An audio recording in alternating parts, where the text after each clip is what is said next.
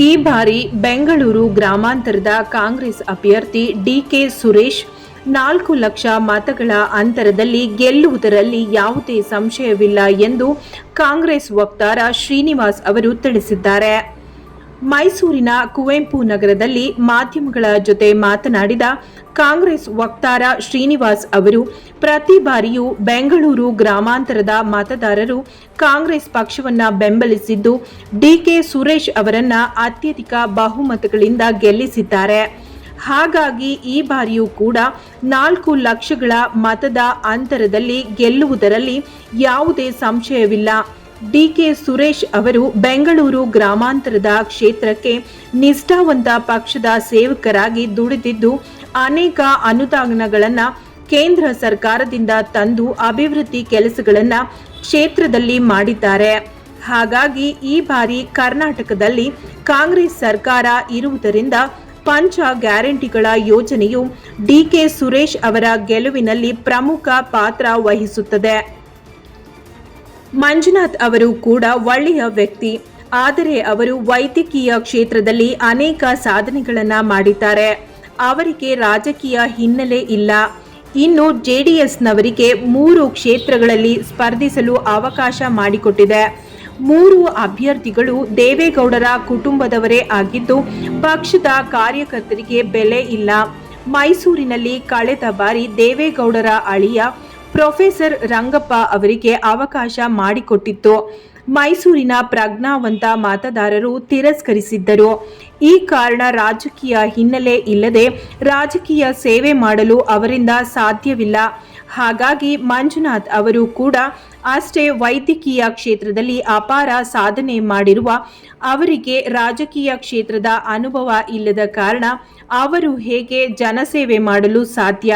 ಹೀಗಾಗಿ ಬೆಂಗಳೂರು ಗ್ರಾಮಾಂತರ ಕ್ಷೇತ್ರದ ಮತದಾರರು ಸದಾಕಾಲ ನಿಮಗಾಗಿ ಸೇವೆ ಮಾಡಲು ಸಿದ್ಧರಿರುವ ಡಿಕೆ ಸುರೇಶ್ ಅವರಿಗೆ ಈ ಬಾರಿ ಅತ್ಯಧಿಕ ಮತಗಳನ್ನು ನೀಡಿ ಗೆಲ್ಲಿಸಿಕೊಡಬೇಕೆಂದು ಈ ಮೂಲಕ ಮನವಿ ಮಾಡುತ್ತೇನೆ ಎಂದು ತಿಳಿಸಿದರು.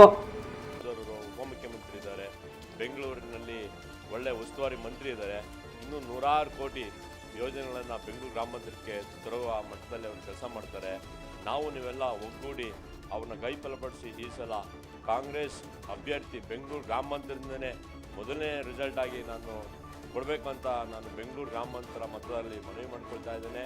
ಯಾವುದೇ ರೀತಿ ಕಿವಿಗೊಡಬೇಡಿ ನೀವು. ಆಮೇಲೆ ಡಾಕ್ಟರ್ ಮಂಜುನಾಥ್ ಅವರ ಬೀಗರು ಇದೇ ಥರ ಮೈಸೂರಿನಲ್ಲಿ ರಂಗಪ್ಪ ಅಂತ ಇದ್ದಾರೆ, ಅವರು ವೈಸ್ ಚಾನ್ಸಲರ್ ಆಗಿದ್ದರು ಮತ್ತು ವಿಜ್ಞಾನಿಗಳು ಸುಧಾ.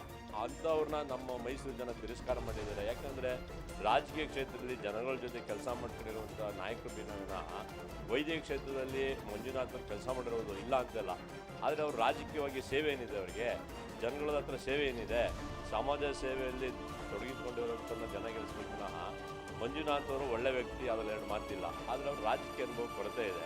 ಆಮೇಲೆ ದೇವೇಗೌಡ ಹಳ್ಳಿಯಾರನ್ನ ಒಂದೇ ಒಂದು ಕಾರಣಕ್ಕೆ ಅವರು ಟಿಕೆಟ್ ಕೊಟ್ಟಿದ್ದಾರೆ ಅನ್ನೋದು ಬಿಟ್ಟರೆ, ಅವರು ತಾತ ಅವರ ಮಾವ MP, ಅವ್ರ ಭಾವ ಮುಖ್ಯಮಂತ್ರಿ, ಕುಟುಂಬಕ್ಕೆ ಇನ್ನೊಬ್ಬರು ಅವನ ಮಗ ಬಾಮಯ್ಯನ ಮಗ ಪ್ರಜ್ವಲ್, ಹಾಸನ, ಮಂಡ್ಯ ಮತ್ತು ಬೆಂಗಳೂರು ಗ್ರಾಮಾಂತರ ಈ 3 ಸಹ ಒಂದೇ ಕುಟುಂಬದಲ್ಲಿ ನಿಂತಿರೋಂಥ ವ್ಯಕ್ತಿ ಅಂತ ನಾವು ಮನಗಾಡಬೇಕು.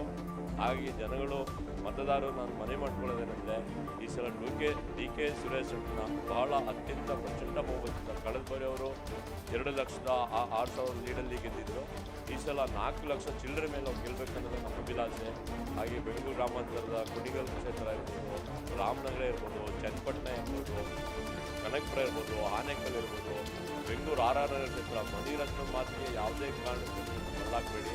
ಅವರೆಲ್ಲ ಸರ್ವತ್ರ ನಿರ್ಮಾಪಕರು, ನಟನೆಗಳು, ಅವರು ಜನಗಳನ್ನ ಮೋಡಿ ಮಾಡೋದು ಕಲ್ತಿರೋ ವಿನಃ ಜನಗಳನ್ನ ಮೋದಿ ಹೆಚ್ಚಿ ಅವರು ಚುನಾವಣೆಗೆ ಎಲ್ಲ ರೀತಿಯಲ್ಲಿ ಅವ್ರು ಕೆಲಸ ಮಾಡ್ತಾರೆ. ಅವ್ರ ಮಾತಿಗೆ ಮುಳ್ಳಾಗಬೇಡಿ.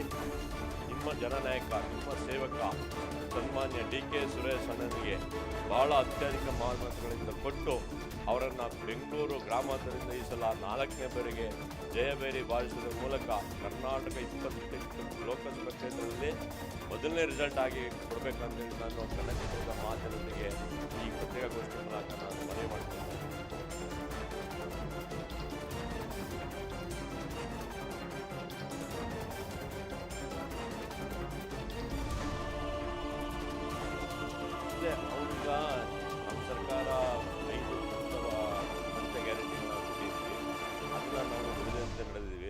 ಮಾನ್ಯ ಸಿದ್ದರಾಮಯ್ಯ ಸಾಹೇಬರು ಮತ್ತು ಉಪಮುಖ್ಯಮಂತ್ರಿ ಡಿ ಕೆ ಶಿವಕುಮಾರ್ ಸಾಹೇಬರು ನಾವೇನು ಪಂಚ ಗ್ಯಾರಂಟಿಗಳನ್ನು ಹೋಗಿದೆ, ಫ್ರೀ ಕರೆಂಟ್ ಇರ್ಬೋದು, ಫ್ರೀ ಬಸ್ ಇರ್ಬೋದು, ಮತ್ತು ಗೃಹಲಕ್ಷ್ಮಿ, ಗೃಹಜ್ಯೋತಿ ಇವೇ ಯೋಜನೆಗಳು ಅದರಲ್ಲೂ ಹೆಣ್ಮಕ್ಳಿಗೆ ಭಾಳ ಇಷ್ಟ ಆಗಿದೆ.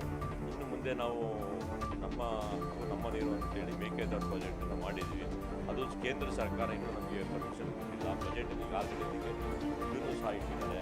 ಸೊ ಮುಂದಿನ ದಿನಗಳಲ್ಲಿ ಇವೆಲ್ಲ ನಮಗೆ ಆಗಬೇಕಂದ್ರೆ ಡಿ ಕೆ ಸುರೇಶ್ ಆ ಭಾಗದಲ್ಲಿ ಗೆದ್ದರೆ ಅಲ್ಲಿನ ಕ್ಷೇತ್ರನೂ ಅಭಿವೃದ್ಧಿ ಆಗ್ತದೆ. ರೋಡ್ವೇಸ್ ಇರ್ಬೋದು, ಲೇಔಟ್ಗಳಿರ್ಬೋದು, ಎಲೆಕ್ಟ್ರಿಸಿಟಿ ಇರ್ಬೋದು, ವಾಟರ್ ಸಪ್ಲೈ ಇರ್ಬೋದು, ಹೀಗೆ ಹಲವಾರು ಯೋಜನೆಗಳನ್ನು ಅವರು ತಂದು ಆಮೇಲೆ ಸರ್ಕಾರ ನಮ್ಮದೇ ಇರೋದ್ರಿಂದ ಸಾಕಷ್ಟು ಅಭಿವೃದ್ಧಿಗಳು ಆಗ್ತವೆ.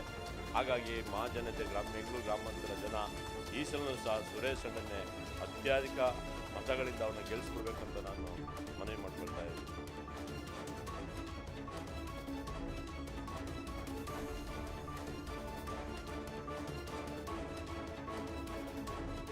ಈಗ ಕಳೆದ ವಿಧಾನಸಭಾ ಚುನಾವಣೆಯಲ್ಲೂ ಸುಧಾ ಮೋದಿಯವರು ಇದೇ ಥರ ರೋಡ್ಸ್ ಎಲ್ಲ ಮಾಡಿದ್ರು, ಎಲ್ಲ ಬಂದೋದ್ರು, ಅಮಿತ್ ಶಾ ಬಂದೋದ್ರು, ಸೆಂಟ್ರಲ್ನ ಎಲ್ಲ ನಾಯಕರು ಬಂದೋದ್ರು ಸುಧಾ ಜನ ಡಿಸೈಡ್ ಮಾಡಿದ್ರು.